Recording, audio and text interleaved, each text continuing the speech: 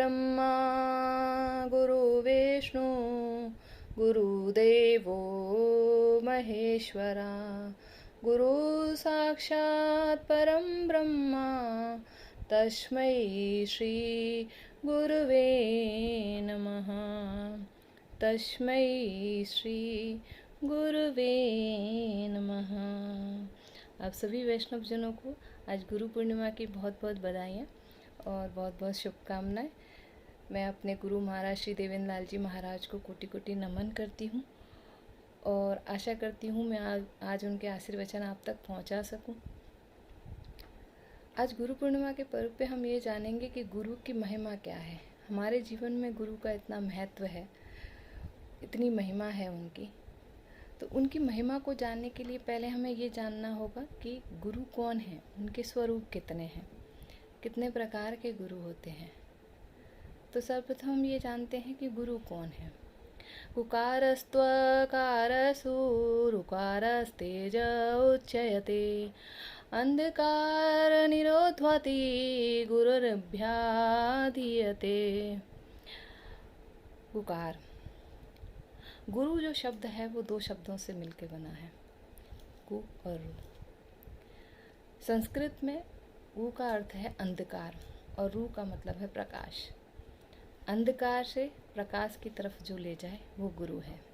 अर्थात जो व्यक्ति हमारे जीवन की अज्ञानता को दूर करके ज्ञान का प्रकाश जलाए उसे हम गुरु कहते हैं।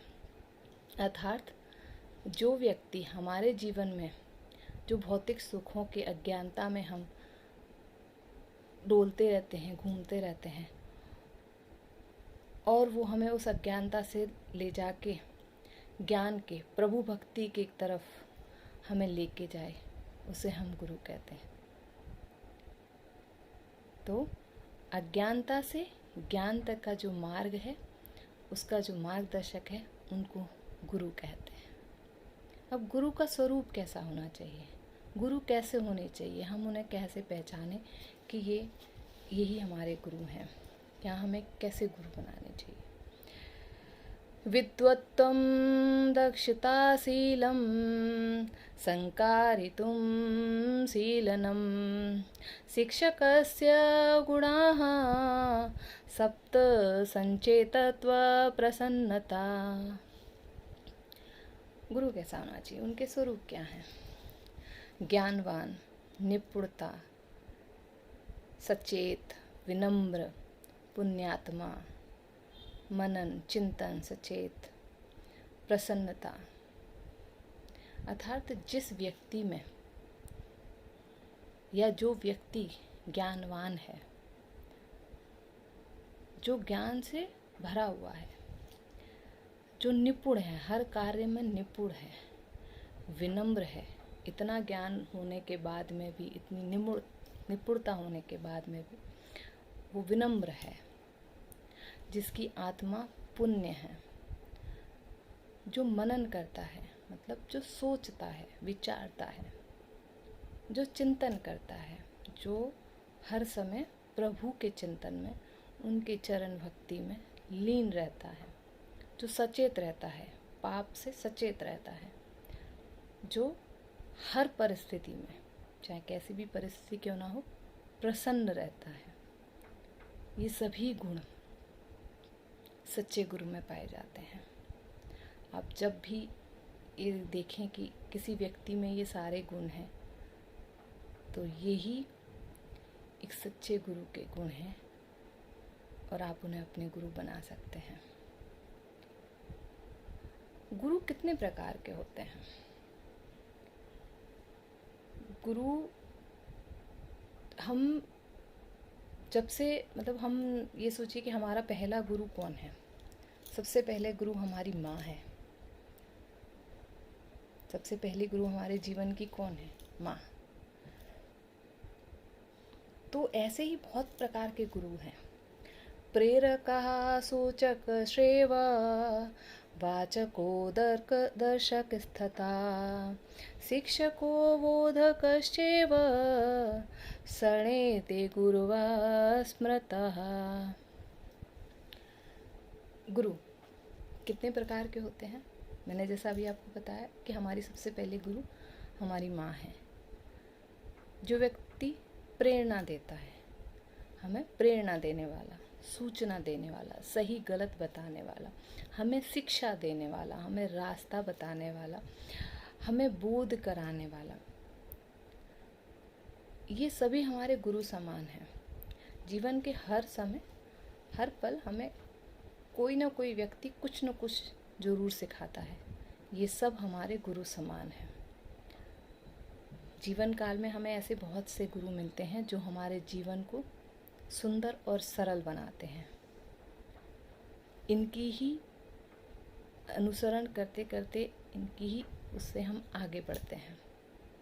परंतु सर्वोत्तम गुरु कौन है?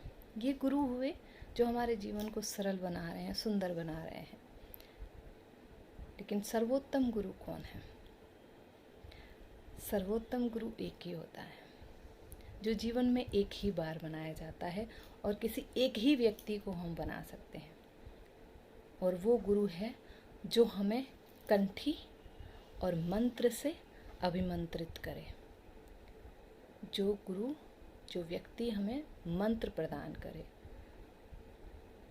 जो गुरु हमें जन्म से मृत्यु तक और मृत्यु से मोक्ष तक पहुंचाए, वो हम सर्वोत्तम गुरु है। वो उसे हम कहते हैं हमारे दीक्षा गुरु।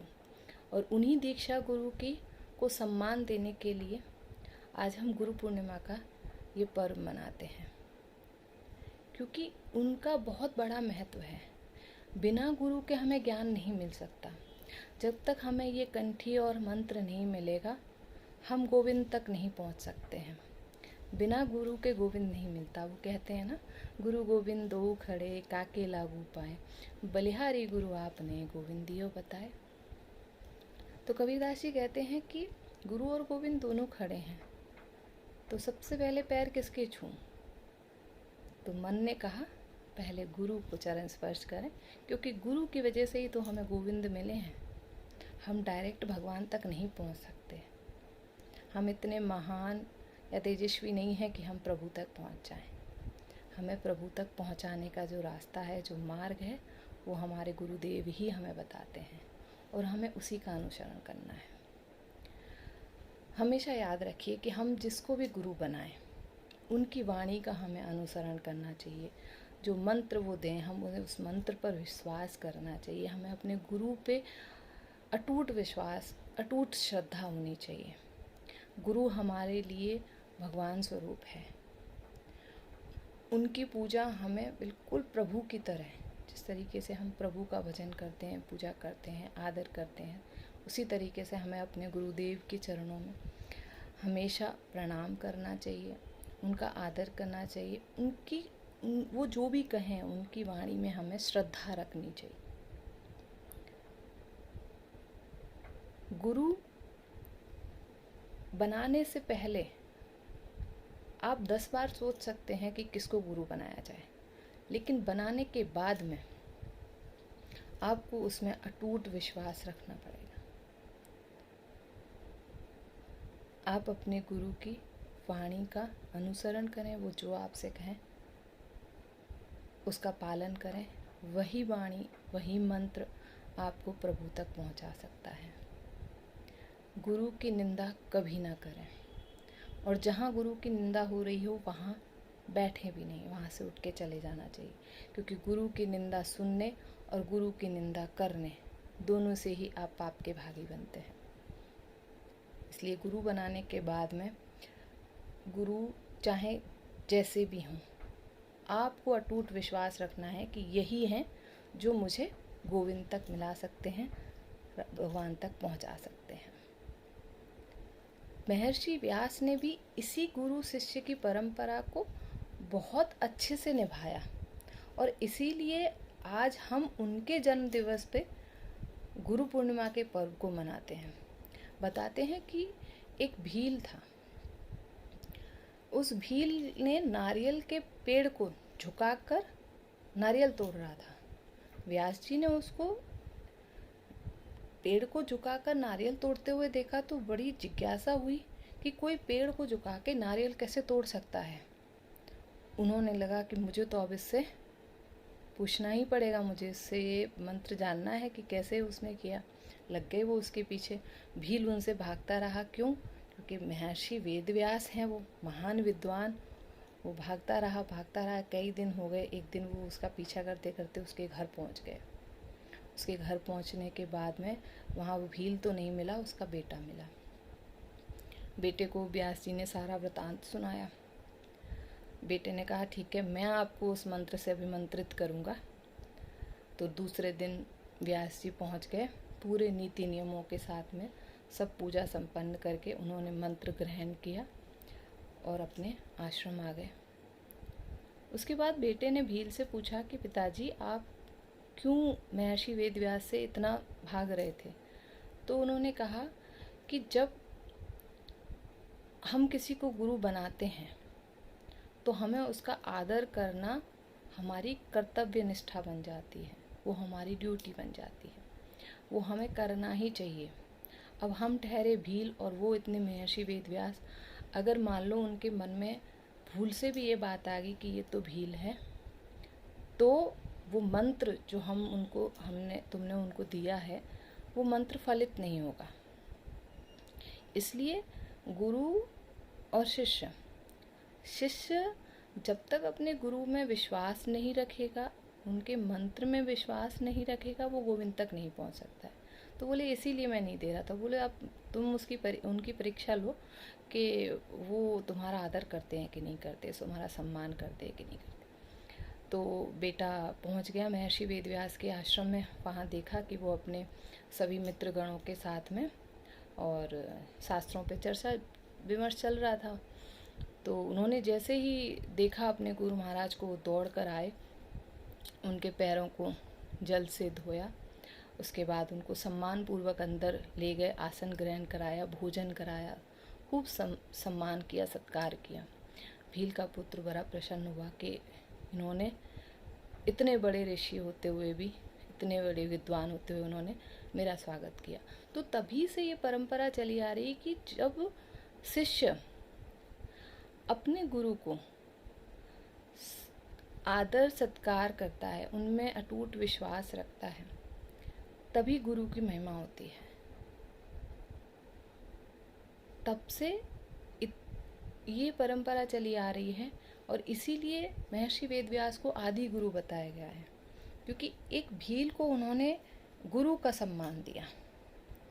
और यही हम सबको सीखना है कि एक बार गुरु बनाने लेने के बाद में हमें उनकी कमियां नहीं, हमें उनकी जो वाणी है, जो हमसे कह रहे हैं, हमें उस पर विश्वास करना है और आगे बढ़ना है। गुरु के बिना ज्ञान नहीं मिल सकता और यही दीक्षा गुरु हमें प्रभु तक पहुंचा सकते हैं। यही अटूट विश्वास हमें अपने गुरु महाराज में रखना है। आज के दिन गुरु पूर्णिमा आषाढ़ पूर्णिमा के ही दिन मनाने का एक और कारण भी है कि जैसे अभी आप देख रहे हैं कि अभी चौमासा लग गया है, बारिश 4 महीने तक होगी। अब इसमें ये होता है कि बादल छाए रहते हैं और पूर्णिमा को चंद्रमा दिखेगा नहीं। तो जिस प्रकार हमारे जीवन में अज्ञानता के जो बादल छाए हुए होते हैं, तो उसमें गुरु जो हैं वो पूर्णिमा के चांद की तरह हमारे अज्ञानता के बादलों को हटाकर ज्ञान की तरह चंद्रमा के रूप में प्रकट होते हैं। इसलिए भी आज के दिन गुरु पूर्णिमा का महोत्सव मनाया जाता है। इसी के साथ मैं अपनी वाणी को विराम करती हूँ। आप सभी को गुरु पूर्णिमा की बहुत बहुत शुभकामनाएं और मैं अपने गुरु महाराज के चरणों में प्रणाम करते हुए एक बार ज़रूर कहूँगी, जय जय श्री राधे, जय राधा वल्लभ लाल की।